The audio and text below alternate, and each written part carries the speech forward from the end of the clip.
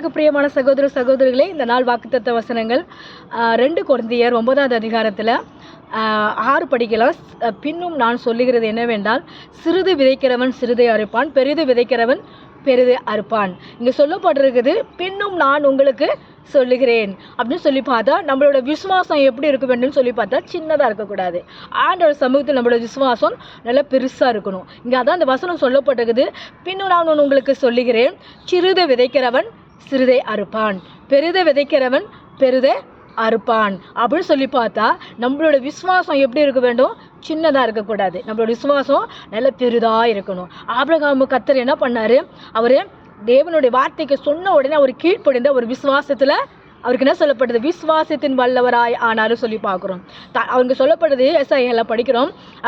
இது 51 2:1 பார்க்குறோம். அவன் விசுவாசத்தினால் தன்னைத்தானே அவன் என்ன பண்ணாராம்?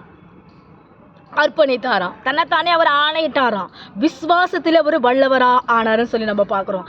அதனால தான் இங்கே சொல்லப்படுது, நம்மளோட விசுவாசம் கொஞ்சதாக இருக்கக்கூடாது. அங்கே சொல்லப்பட்டிருக்குது, பின்னும் நான் உங்களுக்கு சொல்லுகிறேன், சிறிதை விதைக்கிறவன் சிறிதை அறுப்பான், பெரிதை விதைக்கிறவன் பெரிதை அறுப்பான். நம்மளோட விசுவாசம் பெருசாக இருக்கணும். நம்மளோட நம்பிக்கை பெருசாக இருக்கணும். எப்படி பெருசாக இருக்கணும்? ஆண்டவரோட சமூகத்தில் நம்ம என்ன பண்ணுவோம்?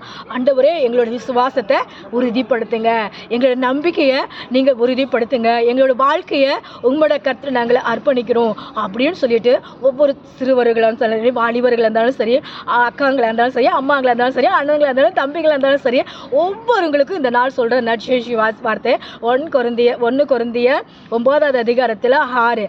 இந்த வசனத்தை நீங்கள் கேட்ட உடனே, ஆண்டவரே, நாங்கள் சின்னதாக விசுவாசம் வச்சுருக்க கூடாது ஆண்டவரே, நான் இந்த புதிய மாதத்தில் ஆண்டவரே இந்த டிசம்பர் மாதத்தில் எங்களோட விசுவாசம் பெருசாக இருக்கணும் ஆண்டவரே, எங்களோட நம்பிக்கை பெருசாக இருக்கணும் ஆண்டவரே, ஆபிரகாமை போல எங்களோட விசுவாசம் இருக்கணும் ஆண்டவரே. அப்படி நாங்கள் இருக்கும்போது அவர் பெரித ஆசீர்வாதத்தை பெற்றுக்கொண்டாரு. அந்த ஆசீர்வாதத்தை நம்மளும் பெற்றுக்கொள்ள கர்த்தர் உங்களோட பேசுகிறாராக. ஆமென். God bless you everyone. Praise the Lord.